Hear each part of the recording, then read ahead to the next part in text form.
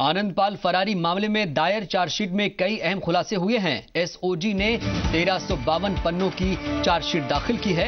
SOG और ATS को 1 साल पहले पता था कि आनंदपाल भागेगा, लेकिन वो केवल अलर्ट करके भूल गए। चार्जशीट में अजमेर पुलिस की भूमिका पर भी सवाल उठे हैं। यहां तक कि कमांडो शक्ति सिंह आनंदपाल से मिला हुआ था।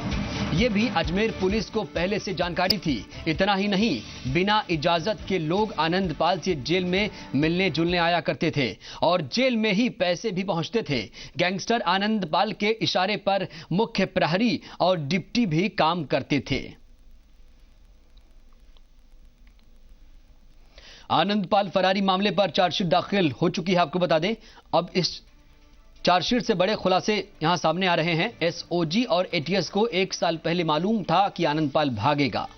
कमांडो शक्ति सिंह आनंदपाल से मिला हुआ है। अजमेर पुलिस जानती थी।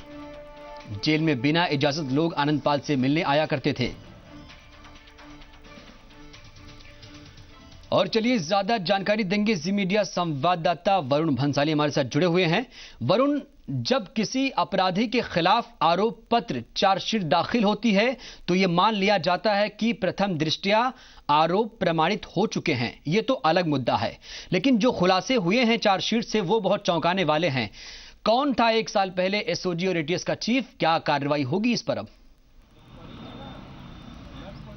देखिए, साफ तौर पर ये जो चार्जशीट दायर हुई है, इसमें सबसे बड़ी चीज जो पता चल रही है वो ये है कि रक्षक ही पूरी तरह से भक्षक बन गए और पुलिस की ही कहीं ना कहीं मिलीभगत थी, जिसकी वजह से आनंदपाल फरार हुआ। साफ तौर पर पता चलता है कि किस तरह से पैसा आता था जेल में, उसमें भी पुलिस की मिलीभगत थी। और यहाँ तक कि आनंदपाल की गैंग से जुड़े हुए शख्स भी यहाँ पर आते थे, आराम से मिलकर जाते थे। 1 साल पहले अलर्ट जारी हो चुका था, लेकिन उस अलर्ट को सीरियसली भी नहीं लिया गया और यही सबसे मुख्यतः वजह रही आनंदपाल के भागने की। तो साफ तौर पर पुलिस की लापरवाही और पुलिस की कर्मठता पर पूरी तरह से सवाल उठते हैं और खुद एसओजी की रिपोर्ट ही ये कहती है, चार्जशीट ही ये कहती है। तो अब जो है इस पर शिकंजा कसना होगा और पुलिस व्यवस्था को ठीक करना होगा। अगर एक आरोपी जेल से फरार होकर भाग जाता है और पुलिस उसको पकड़ नहीं पाती तो ये बहुत बड़ा मसला है। अब इसे गृह विभाग को और पुलिस को बहुत ही गंभीरता से लेकर आगे काम करना होगा।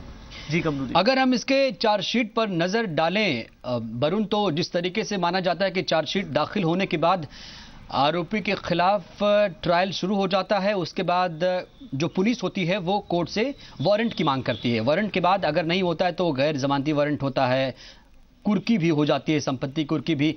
क्या अब ट्रायल में आनंदपाल को हाजिर करवा पाएगी पुलिस? बड़ी चुनौती है वरुण।